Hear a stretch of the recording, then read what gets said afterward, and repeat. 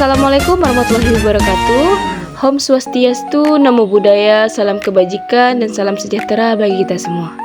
Saya akan memaparkan hasil laporan praktikum saya tentang sel tumbuhan.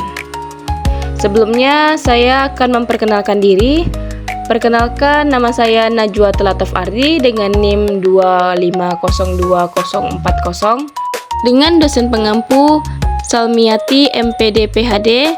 Saya di jurusan Agroteknologi di Institut Teknologi Perkebunan Pelalawan Indonesia atau disebut dengan ITP 2I. Yang pertama, latar belakang. Sel merupakan unit dasar kehidupan yang membentuk struktur semua organisme, mulai dari organisme bersel tunggal hingga makhluk hidup multiseluler yang kompleks. Pemahaman mengenai sel sangat penting dalam bidang biologi, kedokteran, dan ilmu lingkungan. Melalui praktikum ini, kami bertujuan untuk mempelajari struktur dan fungsi sel prokaryotik dan eukaryotik. Proses pembelajaran mengenai sel dapat memberikan wawasan mendalam tentang mekanisme kehidupan, termasuk metabolisme, reproduksi, dan interaksi antar sel.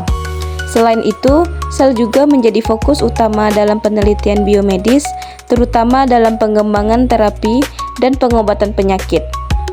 Dengan memahami karakteristik sel, kita dapat lebih menghargai kompleksitas dan keindahan kehidupan itu sendiri. Tujuan penelitian. Tujuan dari praktikum pengamatan sel tumbuhan menggunakan Spidem rhoeodiscolor dan Allium cepa adalah untuk memahami struktur dan fungsi sel tumbuhan, serta mengidentifikasi perbedaan antara sel epidermis dan sel lainnya pada kedua spesimen. Tujuan yang pertama yaitu mengamati dan mengidentifikasikan secara langsung struktur dasar sel tumbuhan, prokaryotik dan eukaryotik di bawah mikroskop cahaya. Yang kedua, mengidentifikasikan membandingkan komponen-komponen utama sel tumbuhan seperti dinding sel, membran sel, sitoplasma, inti sel, dan vakuola pada sel epidermis rhoeodiscolor dan Allium cepa. Yang ketiga, memahami perbedaan morfologi sel antara jaringan yang berbeda, yaitu sel epidermis umbi lapis atau disebut Allium cepa dan sel epidermis daun rhoeodiscolor. Yang keempat, mengamati organel khas tumbuhan, khususnya kloroplas pada rhoeodiscolor, dan mengamati fenomena seperti plasmosis atau psikosis aliran sitoplasma sebagai bukti sel hidup. Yang kelima, menguasai teknik dasar preparasi basah sederhana dan menggunakan mikroskop cahaya untuk pengamatan spesimen biologi. Inilah alat-alat dan bahan yang saya bawa saat praktikum.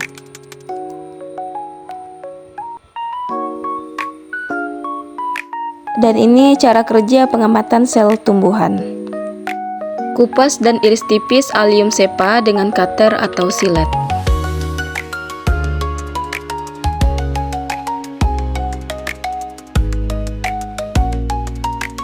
Kemudian letakkan sampel pada kaca objek dan berikan setetes air suling pada sampel. Dan lakukan hal yang sama pada rhoeodiscolor.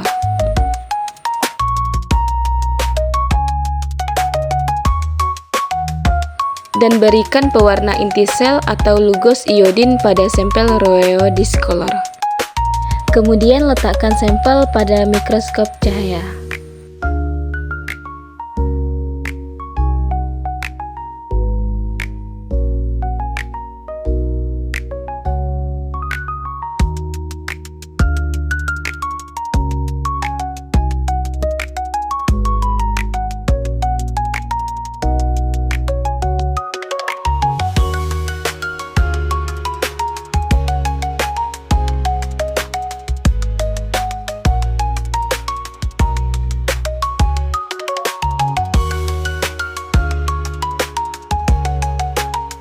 Nah, ini dia hasil penelitian saya dari pengamatan mikroskop cahaya tersebut.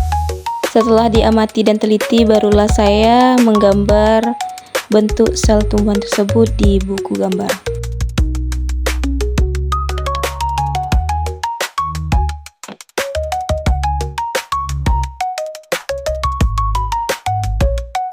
Sekian presentasi saya. Terima kasih. Wassalamualaikum warahmatullahi wabarakatuh.